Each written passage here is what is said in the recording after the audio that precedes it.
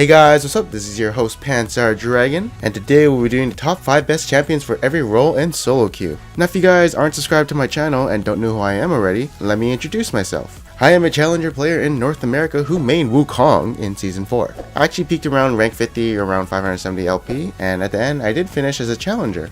Unfortunately we are Master Tier now due to unknown reasons. But that is it for the introduction for me. You're all probably wondering what are the top 5 best champions for each role, and that's what I'm here to tell you. But if you are looking for a certain tier list for a certain role, be sure to hit the buttons at the top to go to a certain tier list, and with all that being said, let's get started. Go select.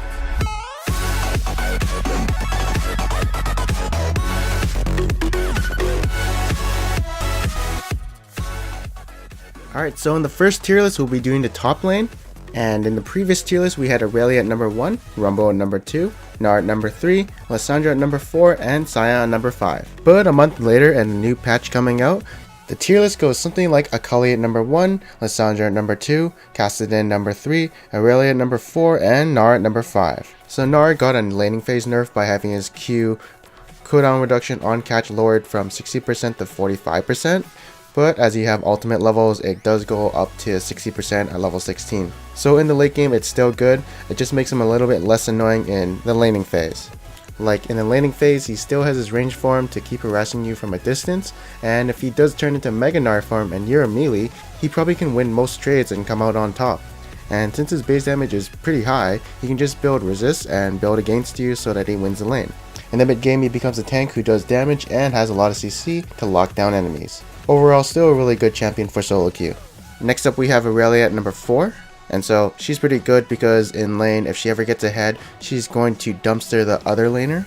And once she gets her Trinity Force, she just becomes a super threat against all enemies. And she's pretty good at snowballing a game as she can teleport to other lanes and try and help them, as her kill potential early to mid game is pretty damn strong. As she does have a stun or slow, which CCs the enemy for 2 seconds. And then after her Triforce and maybe some other damage items, she can just build tank and just be a tanky bruiser who kills everyone and can't die. Her damage does kind of fall off a bit more to late game and she's kind of like a tank, but she does get benefits from her ulti and W to sustain her from teamfights. Overall, a pretty good champion for solo queue since also she hasn't been nerfed for a really long while. Up next at number 3 we do have Kassadin. So Kassadin right here is in a really high spot. The reason being that he's in this spot is because right now as a top laner, he's really good against people who do magic damage. So if you put him up against any magic damage, you can trade him with his Q since it does give him a magic damage shield. And of course, once he's level 6, he can't really be ganked, but pre-6 he can be since he doesn't have any mobility. And when he has teleport, he can pick up a bunch of kills at the bot lane since he has a lot of mobility. And since he is a counter pick to magic damage, you probably don't want to pick him first. You want to pick him like last pick or when you know the enemy is magic damage, as you don't want to pick him against physical damage since he doesn't have a shield to nullify some damage against that. His AP ratios QWE are really high, comes up to like 2.0, and even though he received a nerf to his ultimate where rift stacking lasts 20 seconds, you just gotta kind of deal with it and kind of run around it. And of course you can't outrun him, so if you are in a really good team fight, you're basically going to clean up that team fight and get yourself a lot of kills without people running away. Up next at number 2 we do have Lissandra. So her in the top lane is pretty good. She can keep poking down her enemy with the constant barrage of her Qs. Her escape with her E is really long range, so it's hard to gank her. And of course, since she does have teleport, she can go down to bot lane and provide a lot of CC to lock someone down. When it comes to mid game team fights, first of all, she does have Zhonya's to protect herself if she wants to lock someone down. Or if she gets initiated on, she can just ult herself and provide a zone for her team, so she's kind of like a frontline too, in a sense where she poses as a big threat while also surviving for a long time. And mid game she is a beast at catching out people since she does have a long range dash or escape, whatever you would like to call it, and then lock that target down with her ulti plus her W. And her ultimate will provide a zoning effect from the enemy team from helping that target since it does damage and slows them. So again, emphasizing a frontline kind of deal.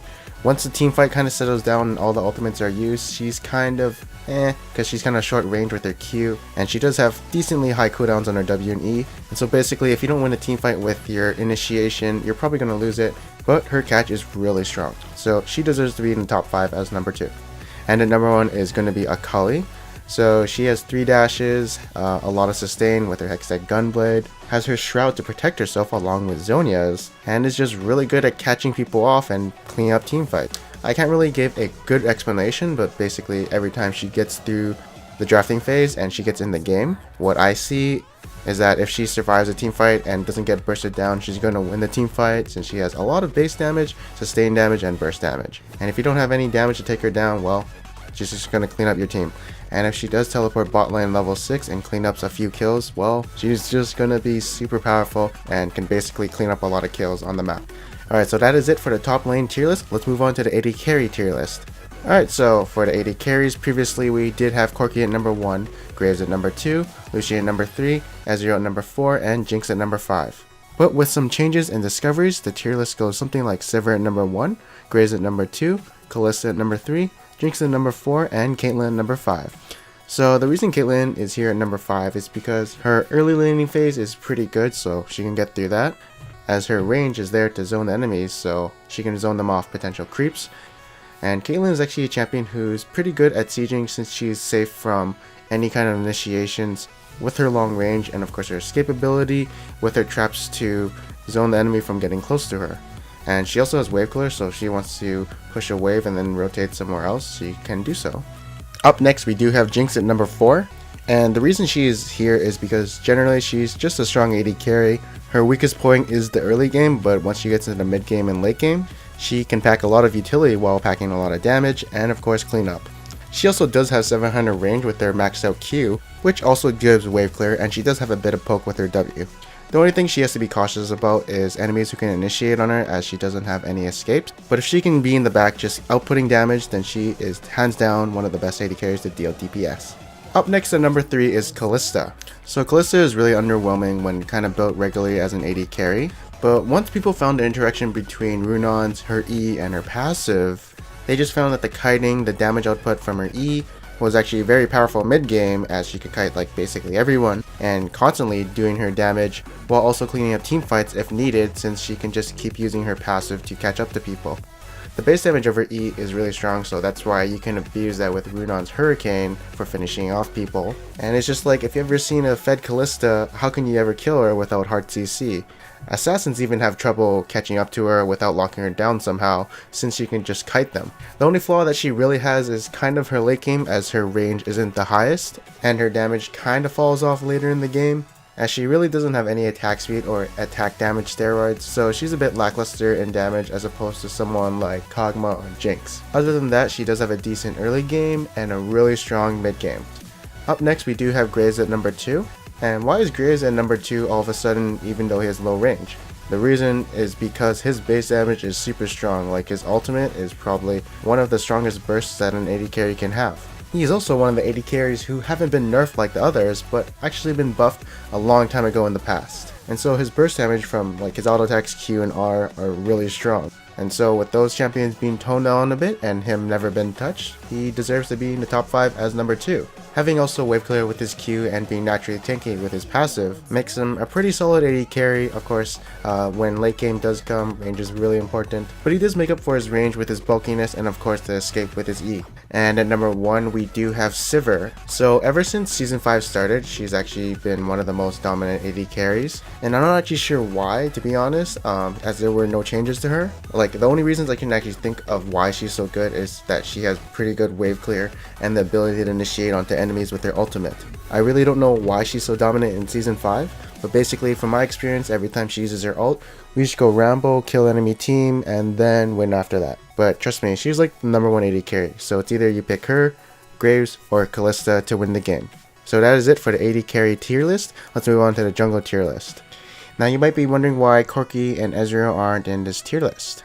Let's put it this way, Corki's W got nerfed by having the mana increased from 50 to 100, so his actions is kind of limited just by 50 mana, especially in the early game when you need that mana.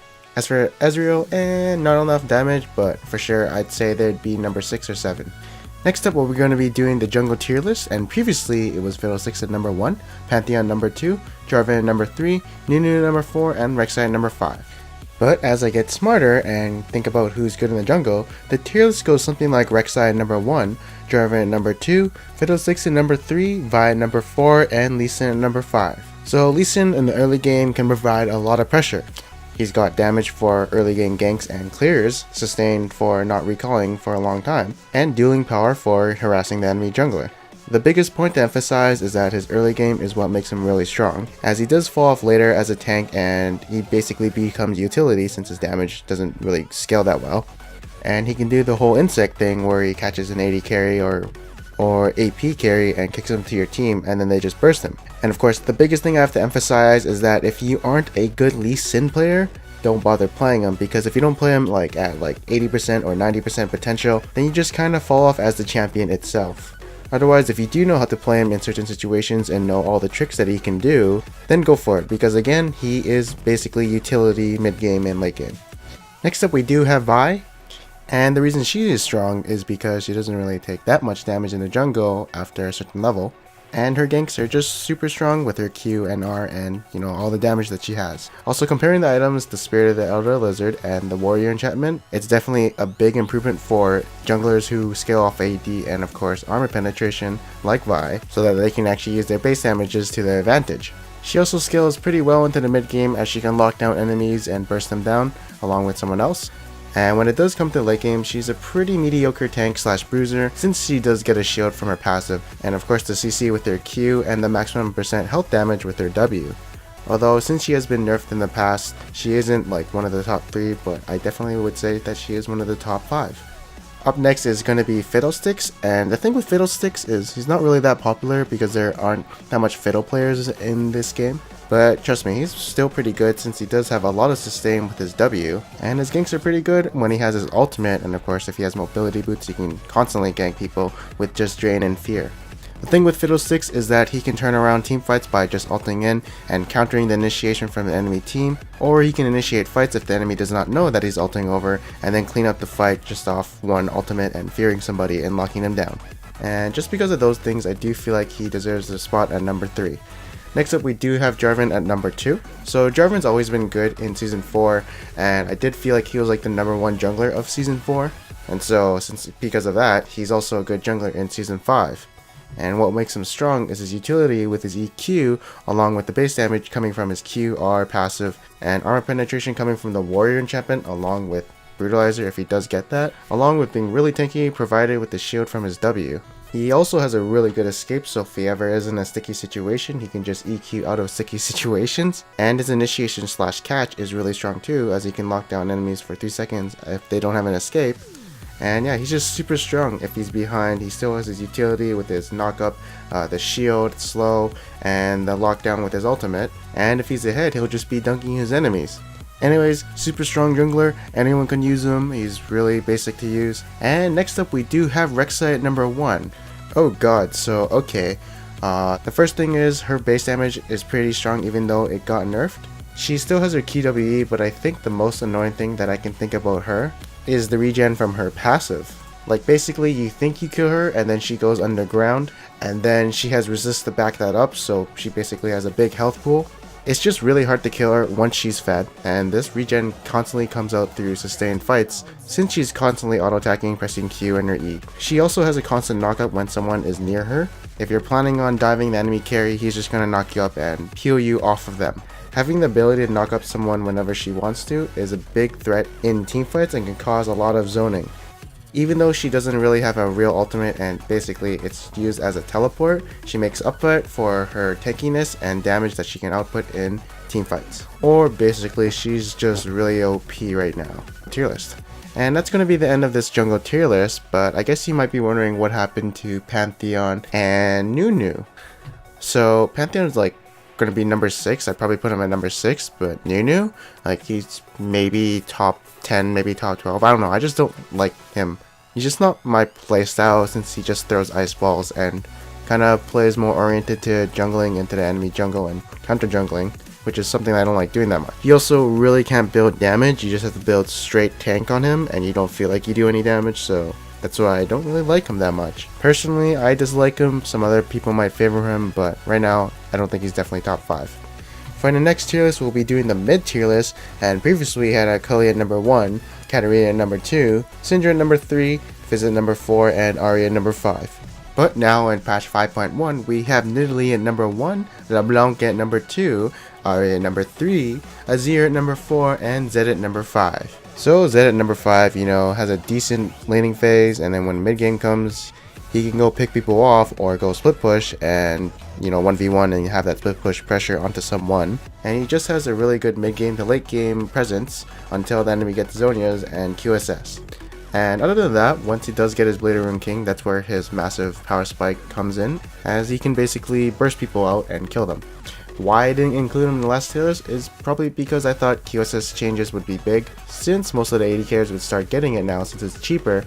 But I was wrong, and I mean, he was still a good mid laner. I definitely thought he was top 10, but now I'm going to put him in his rightful place at number 5. And at number 4 we do have Azir. So what's good about Azir? Okay, so he scales super well into the late game since his damage output is really high. And he's also really good at sieging while also being really good at people sieging against him since he has a lot of zone with his sand soldiers. And like one of the strongest things about him is his laning phase. Basically, he cannot really die in the laning phase since he can just use his W, E, Q to get out, which is a pretty far escape if you ask me, and he does have his ultimate to prevent enemies from getting to him, so he's just like impossible to gank unless he uses his E aggressively. And the best part of all is you have a really long range W to zone the enemies and harass them with. He does have his weaknesses though. If an assassin gets to him first before he can use his spells, as he does have sustained damage and somewhat burst damage, then he's kinda screwed and left vulnerable to die. Other than that, he's a pretty good pick for a solo queue. Now you guys might be asking what happened to Fizz. Honestly, I don't see him as much as I did back in season 4. I'm not sure why. I guess he's fallen out of flavor, but I definitely would feel that he is top 8 for sure. And next up we do have Ahri. So basically with her, if you land your charm and you have DFG, the enemy that you charmed is gonna die, and you do have 3 dashes with the ultimate, so you can go in and out if you want to, or out. And say if you're sieging against an enemy and you land your charm, the enemy that you charm again is gonna die from the amount of damage that your team has, while also you. Basically, it's like a Morgana binding in a sense. And now you guys are probably wondering what happened to Syndra. She's not even in the tier list. Well, basically what happened was her QE, like the stun combo got nerfed, and like the stuns aren't hitting, so right now she's just not viable right now until maybe that gets fixed. The Q nerf was not that bad, but obviously the QE nerf was super bad. Next at number 2 we do have LeBlanc, and the thing with her is that her distortion W got buffed to 4 seconds instead of 3, and the stealth on her clone when she's really low is increased to 1 second instead of 0.5, so she does kind of have a window of invulnerability, but not against AoE of course. And so what all this means is that she's incredibly hard to kill while having an excessive amount of kill potential onto enemies. And like the big thing about her is that she can zone enemies off objectives, so if your team wants to do dragon, she just camps in a bush, waits for enemies to come, and then bursts someone out, or she gets out if the enemy is trying to engage on your team. And yeah, basically she just has really good pick potential onto her enemies. In lower ELOs she's not as great because usually in lower ELOs they like to teamfight a lot, and she's not the best team fighter. But in higher ELOs, basically when you catch an enemy out you get objectives after, and people know that, so they kind of use that pick to their advantage. Anyways, with that being said, she's definitely a force to be reckoned with. And so what you guys might be wondering is what happened to Katarina. She's probably like number 6 or 7. She's really good for snowballing the game and winning team fights, but she can't snowball the game. She's a bit lackluster. And at number 1 we do have Nidalee. So what makes Nidalee so strong that she deserves to be number 1? Alright, so you land those spears, you outtrade the enemy, as you can go into Cougar form and mess them up. Even then the spears do deal a good amount of damage by themselves.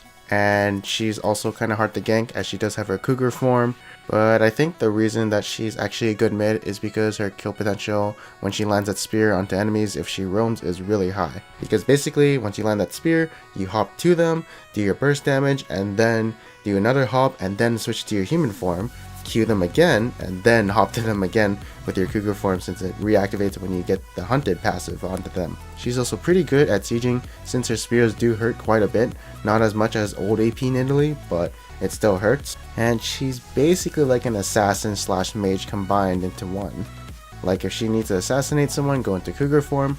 If she needs to poke, then she goes into mage form, human form. And she's just really annoying to deal against, especially if the Nidalee player knows what she's doing. And now you might be wondering what happened to Akali. Whoopsie, she wasn't actually a mid laner, she was actually more of a top laner. So that was actually my bad. I just saw her played mid once and then I assumed she was a mid laner. But then after a while I started seeing people were starting to play her top laner. So yeah, she's like the #1 top laner for solo queue since she can carry hard. Alright, so finally our last tier list we're going to be doing is going to be the support tier list. And previously we had Janna at #1, Thresh at #2, Blitzcrank at #3, Sona at #4, and Nami at #5. Now it goes something pretty similar. We have Janna at #1, Thresh at #2, Blitzcrank at #3, Leona at #4, and Soraka at #5. So what's up with Soraka? Well, heal, ulti, Q, silence, root, whatever it's called, more heals, and basically that's it. In team fights, if you don't focus her, she's gonna heal everyone up, and if you're trying to burst out the AD carry or like a mage or something like that, then she's just gonna try and heal them, and your burst turns to nothing, and finally the AD carry can pummel on you since you're no threat to her with Soraka beside her. And yeah, you just basically can't win team fights if they have a Soraka supporting them. So you have to focus her, or of course if you're already ahead, then it's kind of easy to do whatever in team fights since they don't have enough damage to take you out, since you're, kind of stronger. Though the thing is, of course, her laning phase, she doesn't really have that much peel except for her E. If the enemy can get through that silence, the zoning thing, then they just focus her and she's just gonna die. And since she doesn't have really any self peels, she's easy kills when you're ganking her or trying to kill her. What happened to Nami? Well, she's kind of falling out of flavor, and that's about it.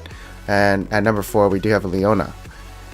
She is definitely one of my go-to champs when I have to support. The reason I like her is because I can get into team fights, I'm tanky, and I can actually CC people, initiate team fights. I do feel a bit lackluster in the laning phase since it's kind of hard to trade with range supports, as they can poke you down and you're a melee support, so it's not that great. But once she does get out of the laning phase, she becomes really good. She has her CC, and she's naturally tanky from her W. And yeah, it's just a CC machine with some damage from her passive. And so at #3, we do have Blitzcrank. So why is Blitzcrank good? He can catch people out of position and then kind of initiate team fights that way. Especially if he hooks a squishy target, that target is instantly dead. Okay, and he's also naturally tanky with his mana barrier. Although if he does not land any hooks in the laning phase, he's kinda useless, but his roaming potential is pretty good since he does pack a lot of CC. Next up we do have Thresh, and basically Thresh does everything. He can initiate with his hook, he can save people with his lantern, he can peel off enemies with his flay, and he has an ultimate to kind of lock down people and stopping them from going out of the area. The only thing that's bad about him is that they nerfed him a shit ton of times, so some of his stats are a bit lower than others, but he still has all his utility, and that's kind of what we look into for a support. And at #1, your prime source is going to be Janna. Janna is really annoying because her ulti heals everyone in a team fight, kind of like Soraka ultimate. It also pushes away enemies, so if they gap close onto your AD carry, you just pop it, and now they don't have no gap closer, and AD carry is safe again. Janna also has a shield to protect her AD carries, which is up pretty often, I might think. And she's also pretty decent at roaming since her W does provide a pretty good slow along with her Q. And honestly, she's just really annoying to deal with because of her ultimate. It's really strong to knock people away and reset fights, along with the healing coming from it. And yeah, along with her QWE, I think the most important part about her is the utility coming from her ultimate. I will say that it can be pretty game changing, especially if what you're doing to that AD carry or AP carry was going to kill them, and then all of a sudden Janna comes and blows you away. Anyways, that is it for patch 5.1's tier list. I hope you guys enjoyed it. It's been a pretty long ride, I know, so hopefully you guys enjoyed me talking for the last 25 minutes. Of course, if you're here just to look at what the top 5 champions for each role was and just kind of skim through the video, that's okay too. As long as you know what the top 5 best champions for each role is, I am happy to know that the information was received well.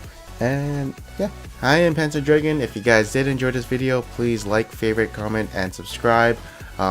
For every patch, I'll be doing a new tier list and updating you guys on what I think the best champions are for each role. And if you do have any thoughts about this tier list, maybe you don't like it, you have a strong opinion about a certain champion, please, I encourage you to comment below and share your thoughts with everyone in a civil manner, of course. Or maybe you want a more in-depth explanation of why a champion is good, then I'll definitely try to get around that and give a more in-depth explanation of whatever you guys need. I think this is also going to be the last of this tier list, like all the champions, because I do want to separate it into separate videos so that we have like top 5 best champions for supports, top 5 best champions for junglers, and then have like 5 videos for each patch, and yeah, just revert back to the old format. And which will include gameplay footage of the champion which is being spoken, so you're not just kind of looking at a blank screen, so there will be some entertainment value. And yeah, thank you guys for watching this video. I hope you guys enjoyed it, and hopefully we'll see you next time.